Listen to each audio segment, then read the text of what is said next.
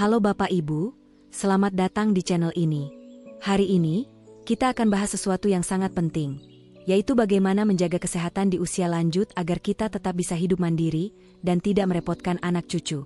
Saat kita semakin tua, tubuh memang mulai menunjukkan tanda-tanda penuaan. Mungkin kita merasa lebih lelah, otot lebih kaku, atau bahkan ada beberapa penyakit yang datang. Namun, ada kabar baiknya. Banyak kebiasaan sehat yang bisa kita lakukan untuk tetap bugar, aktif, dan tidak membuat anak cucu kita khawatir. Bayangkan, kita bisa menyambut anak-anak dan cucu-cucu dengan senyum, bermain bersama mereka, atau bahkan menjadi tempat mereka berkonsultasi. Semua itu hanya bisa tercapai kalau kita menjaga kesehatan kita dengan baik.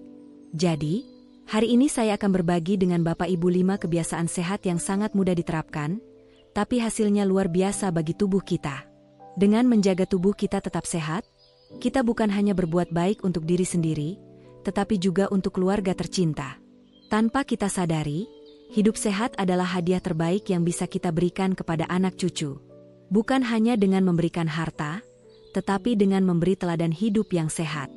Kebiasaan pertama yang sangat penting untuk kita terapkan adalah berjalan kaki setiap hari. Ternyata, aktivitas sederhana ini punya banyak manfaat yang luar biasa, Bapak Ibu. Bahkan, kalau hanya dilakukan selama Oktober 15 menit setiap hari, berjalan kaki bisa memberikan banyak sekali manfaat bagi tubuh kita. Mungkin ada yang berpikir, itu kan hanya berjalan kaki, nggak ada yang spesial. Tapi tahukah Bapak Ibu bahwa berjalan kaki ini adalah salah satu cara paling mudah untuk menjaga kesehatan kita? Tidak memerlukan alat khusus, tidak ada biaya, dan yang terpenting, bisa dilakukan di mana saja. Di halaman rumah, di taman, bahkan di sekitar kompleks rumah. Sebagai contoh, saya pernah bertemu dengan seorang teman yang berusia 75 tahun, Pak Joko. Pak Joko adalah seorang pensiunan yang sudah menjalani kebiasaan berjalan kaki setiap pagi sejak dia berusia 65 tahun. Awalnya, dia hanya berjalan pelan-pelan di sekitar rumahnya. Tapi sekarang, dia sudah bisa berjalan sekitar 30 menit setiap pagi, bahkan kadang lebih. Dan yang menarik, meskipun usia beliau sudah cukup lanjut, Pak Joko tidak memiliki masalah kesehatan yang berarti. Tekanan darahnya stabil, gula darahnya terkontrol, dan yang paling penting, Pak Joko merasa bugar dan semangat sepanjang hari. Pak Joko selalu berkata, "Kalau saya nggak berjalan kaki, badan rasanya pegel-pegel dan kurang semangat. Tapi setelah berjalan, rasanya lebih segar dan lebih siap untuk menjalani hari." Kegiatan berjalan kaki ini membantu tubuh kita dengan berbagai cara. Salah satunya adalah meningkatkan sirkulasi darah. Ketika kita berjalan, darah mengalir dengan lebih lancar ke seluruh tubuh, termasuk ke organ-organ penting seperti jantung dan otak. Ini sangat baik untuk mencegah masalah seperti peningkatan tekanan darah atau penyumbatan pembuluh darah yang bisa berujung pada penyakit jantung atau stroke. Selain itu, berjalan kaki juga meningkatkan kekuatan otot dan tulang kita. Kita tahu, seiring bertambahnya usia, massa otot dan kepadatan tulang kita bisa berkurang. Hal ini membuat kita rentan terhadap masalah seperti osteoporosis atau bahkan patah tulang akibat jatuh. Dengan berjalan kaki secara rutin, otot dan tulang kita tetap terlatih, sehingga mengurangi risiko cedera atau kecelakaan yang bisa terjadi. Berjalan kaki juga sangat baik untuk menjaga berat badan tetap ideal. Kegiatan fisik ini bisa membantu membakar kalori, menjaga metabolisme tubuh, dan mencegah penumpukan lemak tubuh yang bisa memicu diabetes, kolesterol tinggi, atau bahkan penyakit jantung. Nah, mungkin ada Bapak Ibu yang merasa, tapi saya nggak kuat berjalan jauh. Tidak perlu khawatir, karena yang penting adalah konsistensi. Tidak perlu langsung berjalan jauh. Mulailah dengan langkah kecil. Coba mulai dengan berjalan 5-10 menit setiap pagi, dan secara perlahan tingkatkan waktunya. Jangan paksakan tubuh kita untuk berjalan jauh dalam waktu yang lama jika belum terbiasa. Yang penting, kita bisa melakukannya secara rutin. Untuk yang merasa kurang motivasi, cobalah untuk melibatkan anggota keluarga atau teman. Ajak anak, cucu, atau tetangga untuk berjalan bersama. Ini bisa menjadi waktu yang menyenangkan untuk berbincang dan berkumpul. Selain itu, berjalan bersama orang lain juga bisa membuat kegiatan ini terasa lebih ringan dan menyenangkan. Jika cuaca sedang tidak mendukung, jangan khawatir. Berjalan kaki tidak hanya bisa dilakukan di luar ruangan. Kita bisa berjalan di dalam rumah atau di ruang terbuka lainnya, seperti lorong atau teras rumah. Yang terpenting adalah kita melakukannya dengan konsisten. Saya tahu, mungkin ada juga yang merasa malas atau merasa tubuhnya tidak sekuat dulu. Tetapi percaya atau tidak, berjalan kaki ini sangat bermanfaat untuk menjaga keseimbangan tubuh, terutama bagi lansia. Berjalan kaki juga bisa menjadi cara yang sangat efektif untuk menjaga kesehatan mental kita. Di luar manfaat fisiknya, berjalan kaki memberikan kesempatan bagi kita untuk mengatur pikiran, melepaskan stres, dan menikmati keindahan alam atau lingkungan sekitar. Jadi, Bapak Ibu, mulailah dengan langkah kecil. Coba luangkan waktu setiap hari, entah pagi atau sore, untuk berjalan kaki. Tidak hanya tubuh yang akan merasa lebih segar, tetapi pikiran kita juga akan menjadi lebih tenang dan bahagia. Dan ingat, kesehatan itu bukanlah hal yang datang begitu saja. Dibutuhkan usaha, kebiasaan yang baik, dan konsistensi. Berjalan kaki adalah salah satu kebiasaan yang bisa kita mulai hari ini, tanpa menunggu lebih lama lagi.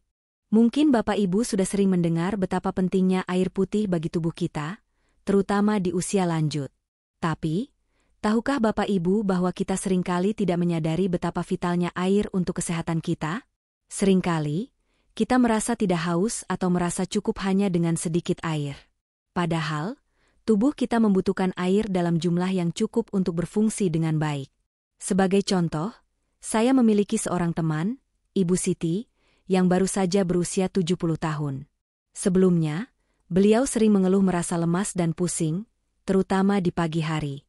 Setelah diperiksa, ternyata penyebabnya adalah dehidrasi ringan.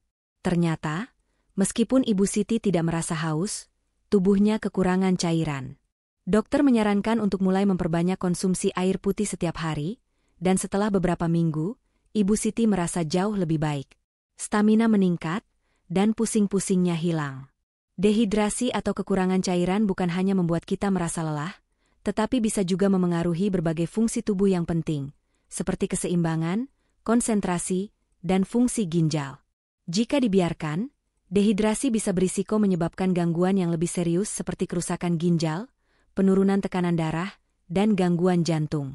Mungkin Bapak Ibu bertanya-tanya, seberapa banyak air yang sebaiknya kita minum?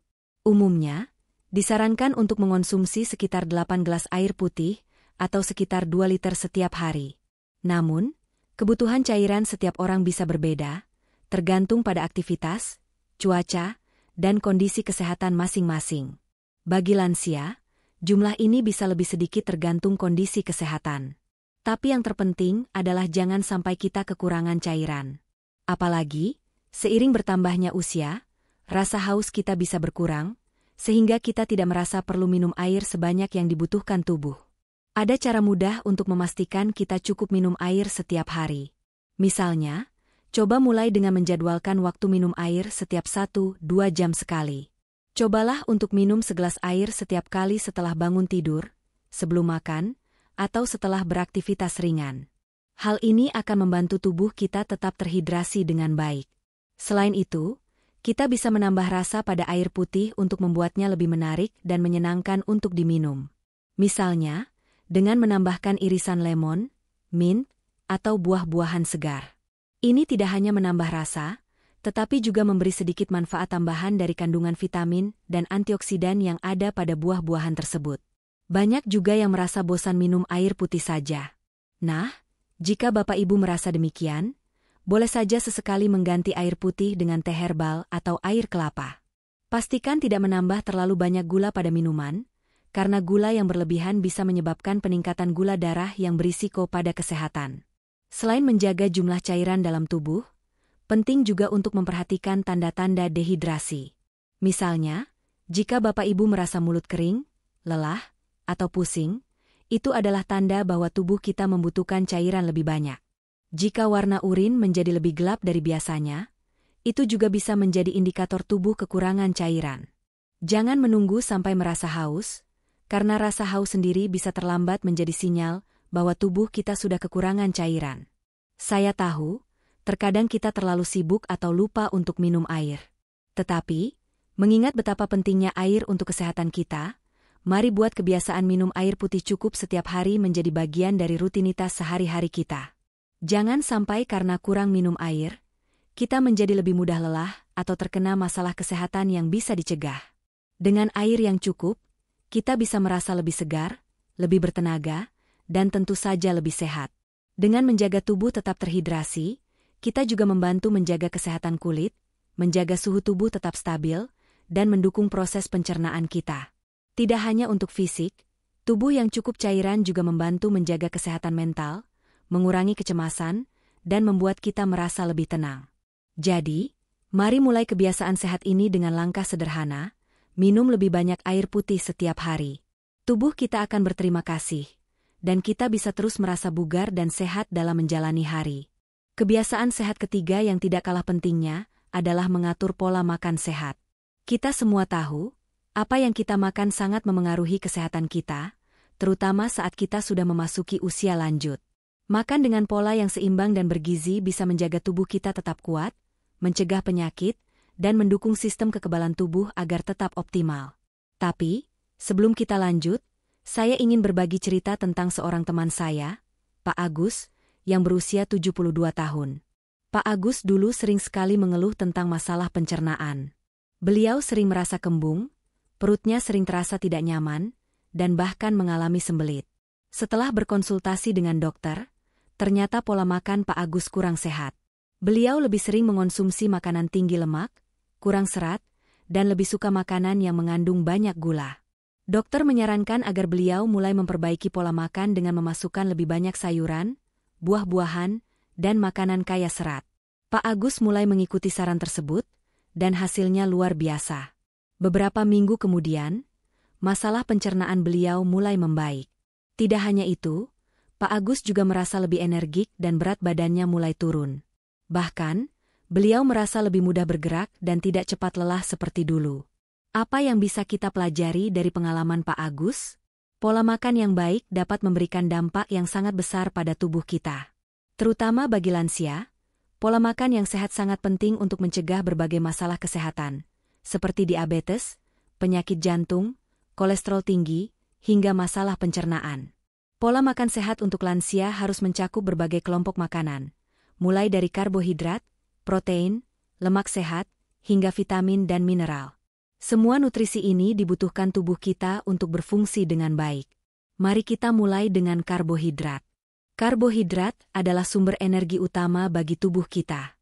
Tetapi, seiring bertambahnya usia, banyak lansia yang cenderung mengurangi asupan karbohidrat. Padahal, kita tetap memerlukan karbohidrat dalam jumlah yang cukup, terutama dari sumber yang sehat seperti beras merah, roti gandum, atau ubi jalar. Karbohidrat sehat ini membantu menjaga energi kita tetap stabil sepanjang hari. Kemudian, ada protein. Protein sangat penting untuk menjaga dan memperbaiki otot, serta mendukung fungsi tubuh lainnya. Sumber protein sehat yang baik untuk lansia adalah ikan, ayam tanpa kulit, kacang-kacangan, dan telur. Jangan lupa untuk memilih sumber protein yang rendah lemak agar tetap sehat. Tidak kalah pentingnya, lemak sehat juga dibutuhkan oleh tubuh, tetapi dalam jumlah yang tidak berlebihan. Lemak sehat bisa ditemukan dalam alpukat, minyak zaitun, dan ikan berlemak seperti salmon. Lemak sehat ini mendukung kesehatan jantung dan membantu penyerapan vitamin. Kita juga tidak boleh lupa dengan serat. Serat sangat penting untuk membantu pencernaan kita dan mencegah sembelit. Sayuran hijau, buah-buahan, dan biji-bijian adalah sumber serat yang sangat baik. Dengan mengonsumsi cukup serat, kita bisa menjaga pencernaan tetap lancar dan menghindari masalah perut yang sering dialami oleh lansia. Selain itu, vitamin dan mineral juga sangat penting. Lansia seringkali membutuhkan lebih banyak vitamin D untuk menjaga kesehatan tulang, serta kalsium untuk mendukung kepadatan tulang. Vitamin C dan antioksidan juga sangat penting untuk menjaga sistem kekebalan tubuh kita tetap kuat. Sumber terbaik dari vitamin ini adalah buah-buahan segar seperti jeruk, tomat, dan paprika, serta sayuran berdaun hijau. Pola makan yang baik juga berarti menghindari makanan yang bisa membahayakan kesehatan, seperti makanan yang mengandung banyak gula dan garam berlebihan. Gula yang berlebihan bisa memicu diabetes, sedangkan garam berlebihan bisa meningkatkan risiko tekanan darah tinggi. Tidak hanya itu, penting juga untuk memperhatikan porsi makan. Sebagai lansia, kita cenderung membutuhkan kalori yang lebih sedikit karena aktivitas fisik yang menurun. Oleh karena itu, makan dalam porsi kecil tetapi lebih sering bisa menjadi pilihan yang lebih baik, agar tubuh tetap terjaga dengan energi yang cukup tanpa berisiko kelebihan kalori. Bapak Ibu, menjaga pola makan sehat memang membutuhkan kesabaran dan konsistensi. Tidak ada cara instan untuk langsung merasa sehat setelah mengubah pola makan. Tetapi, dengan sedikit perubahan setiap hari, kita bisa mulai merasakan manfaatnya dalam beberapa minggu atau bulan. Ini adalah investasi jangka panjang untuk kesehatan kita. Jadi, mari kita mulai lebih memperhatikan apa yang kita makan. Pilih makanan yang bergizi dan seimbang, serta hindari makanan yang tidak sehat. Dengan pola makan yang tepat, kita bisa menjaga tubuh tetap bugar, mencegah penyakit, dan merasakan kualitas hidup yang lebih baik. Kesehatan itu adalah kunci untuk bisa menikmati hidup tanpa merepotkan anak cucu kita. Kebiasaan keempat yang sangat penting bagi lansia adalah tidur yang cukup dan berkualitas. Tidur adalah waktu di mana tubuh kita melakukan pemulihan, memperbaiki sel-sel yang rusak, dan mengisi ulang energi. Saat kita tidur dengan baik, tubuh kita juga memperkuat sistem kekebalan, menjaga keseimbangan hormon, dan meningkatkan fungsi otak. Namun, banyak lansia yang mulai mengalami masalah tidur seiring bertambahnya usia. Mungkin Bapak Ibu sering merasa susah tidur, atau tidur menjadi tidak nyenyak. Tidur yang tidak berkualitas dapat berdampak buruk bagi kesehatan tubuh, termasuk menurunnya daya tahan tubuh, kecemasan, depresi, dan bahkan peningkatan risiko penyakit jantung. Tidak jarang juga, lansia yang kurang tidur merasa lebih cepat lelah, kurang bersemangat, atau sulit untuk fokus pada kegiatan sehari-hari. Saya ingin berbagi cerita tentang seorang nenek saya, yang saya sebut Nenek Hani. Nenek Hani adalah seorang wanita berusia 80 tahun yang dulu sering terjaga di malam hari. Bahkan, beliau kadang-kadang baru bisa tidur sekitar jam 3 pagi. Tentu saja, kondisi ini membuat Nenek Hani merasa sangat lelah di siang hari, dan itu berdampak pada kesehatannya. Beliau mudah terserang flu, merasa malas bergerak, dan bahkan merasa cemas sepanjang waktu. Setelah konsultasi dengan dokter, Nenek Hani diberikan beberapa saran untuk memperbaiki kualitas tidurnya. Salah satunya adalah untuk membuat rutinitas tidur yang konsisten setiap malam. Sejak itu, Nenek Hani mulai tidur pada waktu yang sama setiap malam, sekitar pukul 9 malam. Beliau juga mengurangi konsumsi makanan berat atau kafein di malam hari, dan lebih memilih untuk minum teh herbal seperti teh chamomile yang menenangkan. Hasilnya, dalam beberapa minggu, kualitas tidurnya meningkat pesat. Nenek Hani mulai bisa tidur lebih nyenyak, bangun lebih segar di pagi hari, dan lebih berenergi sepanjang hari. Selain itu, beliau merasa lebih tenang dan tidak lagi cemas seperti sebelumnya. Semua itu karena tidur yang cukup dan berkualitas. Tidur yang berkualitas sangat penting untuk kesehatan kita, dan ada beberapa langkah yang bisa kita terapkan untuk memperbaiki kualitas tidur, terutama bagi lansia. Jaga rutinitas tidur yang konsisten, cobalah untuk tidur dan bangun pada waktu yang sama setiap hari. Memiliki jadwal tidur yang konsisten membantu tubuh kita lebih mudah beradaptasi dan tahu kapan saatnya untuk tidur dan bangun. Buat suasana tidur yang nyaman, pastikan kamar tidur Bapak Ibu nyaman untuk tidur. Suhu kamar yang sejuk, cahaya yang redup, dan lingkungan yang tenang dapat membantu tidur lebih nyenyak. Jika perlu, gunakan penutup mata atau penutup telinga untuk mengurangi gangguan. Perhatikan asupan makanan dan minuman. Hindari makanan atau minuman yang dapat mengganggu tidur, seperti kafein, alkohol, atau makanan pedas. Sebaliknya, cobalah minum air hangat atau teh herbal yang menenangkan sebelum tidur. Bergerak sepanjang hari. Aktivitas fisik yang cukup di siang hari dapat membantu tidur yang lebih nyenyak di malam hari. Tetapi, hindari olahraga yang berat menjelang waktu tidur, karena justru bisa membuat tubuh terjaga dan sulit tidur. Hindari menggunakan gadget sebelum tidur. Cahaya biru dari layar gadget seperti ponsel atau TV dapat mengganggu produksi hormon melatonin, yang berperan dalam mengatur tidur kita. Cobalah untuk menghindari gadget minimal 1 jam sebelum tidur. Ciptakan lingkungan yang relaksasi. Mengatur rutinitas malam seperti membaca buku, berdoa, atau mendengarkan musik lembut bisa membantu tubuh lebih siap untuk tidur. Tidur yang berkualitas bukan hanya membuat tubuh kita merasa lebih segar, tetapi juga memberikan banyak manfaat untuk kesehatan jangka panjang. Tidur yang cukup membantu mengurangi risiko penyakit kronis, memperbaiki daya ingat, mengurangi kecemasan, dan meningkatkan kualitas hidup secara keseluruhan. Tidur yang baik juga sangat penting untuk menjaga kesehatan jantung, karena kurang tidur dapat meningkatkan risiko penyakit jantung dan tekanan darah tinggi. Jika Bapak Ibu sering merasa terbangun di tengah malam atau merasa tidak puas setelah tidur, jangan ragu untuk berkonsultasi dengan dokter. Ada banyak cara untuk memperbaiki pola tidur, baik itu dengan pengobatan, perubahan gaya hidup, atau terapi tidur. Jadi, Bapak Ibu, jangan anggap sepele tidur yang berkualitas. Dengan tidur yang cukup setiap malam, kita tidak hanya merasa lebih baik secara fisik, tetapi juga secara mental. Kualitas tidur yang baik adalah bagian penting dari menjaga tubuh tetap sehat dan bugar, dan tentu saja, memastikan kita bisa terus aktif dan tidak merepotkan anak cucu. Kebiasaan kelima yang sangat penting dalam menjaga kesehatan lansia adalah olahraga ringan yang teratur. Kita semua tahu bahwa aktivitas fisik sangat penting untuk menjaga tubuh tetap sehat dan bugar. Tetapi, di usia lanjut, banyak orang merasa khawatir atau takut untuk berolahraga karena berbagai alasan, seperti khawatir akan cedera atau merasa sudah terlalu tua untuk beraktivitas fisik.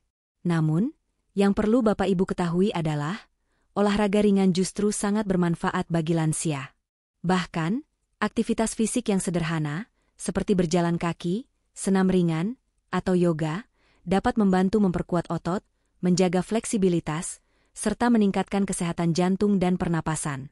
Olahraga juga sangat baik untuk meningkatkan kualitas tidur, mengurangi stres, dan meningkatkan suasana hati. Saya ingin berbagi cerita tentang seorang tetangga saya, Pak Yanto, yang sudah berusia 75 tahun. Pak Yanto dulu adalah seseorang yang sangat aktif, tetapi setelah pensiun, beliau mulai menghabiskan banyak waktu di rumah, merasa malas bergerak, dan akhirnya mulai merasa lebih lemah. Namun, setelah mendengar tentang manfaat olahraga ringan bagi lansia, Pak Yanto memutuskan untuk mencoba rutin berjalan kaki setiap pagi selama 30 menit. Awalnya, beliau merasa capek, tetapi lama-kelamaan, Pak Yanto mulai merasakan banyak perubahan positif dalam tubuhnya. Staminanya meningkat, tubuhnya terasa lebih ringan, dan bahkan beliau mulai merasa lebih semangat menjalani aktivitas sehari-hari. Pengalaman Pak Yanto menunjukkan bahwa olahraga ringan tidak hanya baik untuk kesehatan fisik, tetapi juga membantu kita merasa lebih berenergi dan bahagia. Tapi, tentu saja, kita perlu memilih jenis olahraga yang sesuai dengan kondisi tubuh kita. Untuk lansia, olahraga ringan yang paling dianjurkan adalah yang tidak membebani sendi atau menyebabkan kelelahan berlebih. Berikut adalah beberapa jenis olahraga yang aman dan bermanfaat untuk lansia. Berjalan kaki. Berjalan kaki adalah olahraga yang paling sederhana dan bisa dilakukan oleh siapa saja. Tidak perlu peralatan khusus atau tempat khusus untuk melakukannya. Cukup keluar rumah dan mulai berjalan. Berjalan kaki selama 20-30 menit setiap hari dapat membantu meningkatkan kesehatan jantung, memperkuat tulang, dan menjaga keseimbangan tubuh. Pilihlah jalan yang rata dan tidak licin untuk menghindari risiko jatuh. Senam pagi. Senam pagi adalah pilihan olahraga ringan yang sangat bagus untuk lansia. Banyak pusat-pusat kegiatan lansia menyediakan senam khusus untuk lansia yang dirancang agar aman dan menyenangkan. Senam ini membantu menjaga kekuatan otot, fleksibilitas tubuh, dan meningkatkan koordinasi. Selain itu, senam pagi juga dapat memperbaiki suasana hati dan mengurangi perasaan cemas atau depresi. Berenang atau aerobik air. Berenang adalah olahraga yang sangat ideal untuk lansia, karena air dapat memberikan dukungan pada tubuh dan mengurangi risiko cedera. Aktivitas di air juga meningkatkan kelenturan dan memperkuat otot, tanpa memberikan tekanan berlebihan pada sendi. Bagi lansia yang memiliki masalah dengan sendi atau artritis, berenang bisa menjadi pilihan yang sangat baik. Yoga atau Tai Chi. Yoga dan Tai Chi adalah bentuk olahraga ringan yang menggabungkan gerakan perlahan dengan teknik pernapasan dalam. Kedua jenis olahraga ini dapat membantu meningkatkan keseimbangan, fleksibilitas, dan kekuatan otot. Selain itu, keduanya juga sangat bermanfaat untuk mengurangi stres dan memperbaiki kualitas tidur. Bersepeda. Bersepeda adalah olahraga yang rendah dampaknya, tetapi sangat baik untuk meningkatkan kesehatan jantung, memperkuat otot kaki, dan menjaga fleksibilitas tubuh. Bagi lansia yang tidak terlalu nyaman berjalan kaki, bersepeda bisa menjadi alternatif yang menyenangkan. Bisa bersepeda di taman atau di sekitar kompleks perumahan. Namun, sebelum memulai olahraga, sangat penting untuk berkonsultasi dengan dokter, terutama jika ada kondisi kesehatan tertentu. Dokter bisa memberikan saran mengenai jenis olahraga yang sesuai dengan kondisi tubuh dan menghindari olahraga yang mungkin berisiko. Selain memilih jenis olahraga yang tepat, penting juga untuk memulai perlahan dan meningkatkan intensitas secara bertahap. Jangan terburu-buru untuk langsung melakukan aktivitas yang berat. Mulailah dengan olahraga ringan selama 10-15 menit per hari, lalu secara bertahap tingkatkan durasinya. Ini akan membantu tubuh beradaptasi dan mengurangi risiko cedera.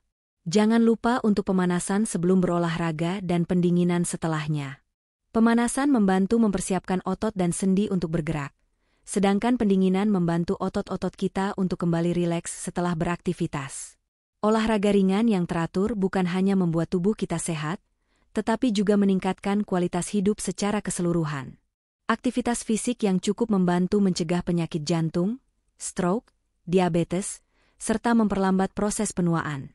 Lebih dari itu, olahraga juga meningkatkan kesehatan mental.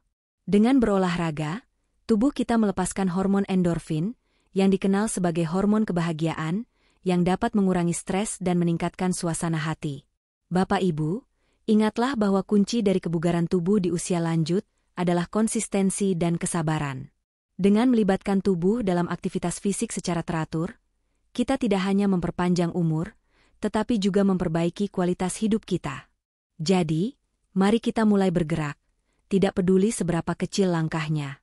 Dengan olahraga ringan yang teratur, kita bisa menjadi lansia yang lebih sehat, bertenaga, dan tetap mandiri. Nah, Bapak Ibu, itu dia beberapa kebiasaan sehat yang bisa diterapkan agar kita bisa menjadi lansia yang mandiri, bugar, dan tidak merepotkan anak cucu. Ingat, tidak ada yang lebih berharga selain kesehatan kita. Dengan menjaga kesehatan tubuh, kita bisa terus menikmati kehidupan tanpa perlu membebani orang lain. Seperti yang sudah kita bahas, penting bagi kita untuk menjaga kebiasaan fisik, seperti berolahraga ringan, mengatur pola makan sehat, tidur yang cukup, menjaga kesehatan mental, serta selalu memperhatikan rutin pemeriksaan kesehatan. Semua itu akan berkontribusi pada kualitas hidup yang lebih baik, di mana kita bisa tetap aktif, bahagia, dan menikmati waktu bersama orang-orang tercinta. Namun, tentu saja, setiap orang berbeda, jadi tidak ada cara yang seragam untuk menjaga kesehatan. Yang paling penting adalah memulai dan konsisten. Setiap langkah kecil yang kita ambil akan memberi dampak besar untuk kesehatan di masa depan. Jangan ragu untuk berkonsultasi dengan tenaga medis jika ada kekhawatiran atau kondisi kesehatan tertentu. Sebelum saya tutup video kali ini, saya ingin mengucapkan terima kasih kepada semua penonton yang sudah mengikuti dari awal hingga akhir. Jangan lupa untuk like, subscribe, dan tekan tombol notifikasi agar kalian tidak ketinggalan informasi menarik lainnya tentang kesehatan lansia. Kalau kalian punya pengalaman atau saran lain tentang kebiasaan sehat yang ingin dibagikan, tulis di kolom komentar. Ya, saya sangat senang bisa berdiskusi dan saling berbagi dengan kalian semua. Sekali lagi, terima kasih sudah menonton. Salam sehat dan tetap semangat untuk menjalani hari-hari yang bermanfaat. Saya harap kalian semua tetap sehat, bahagia, dan bisa terus menikmati hidup.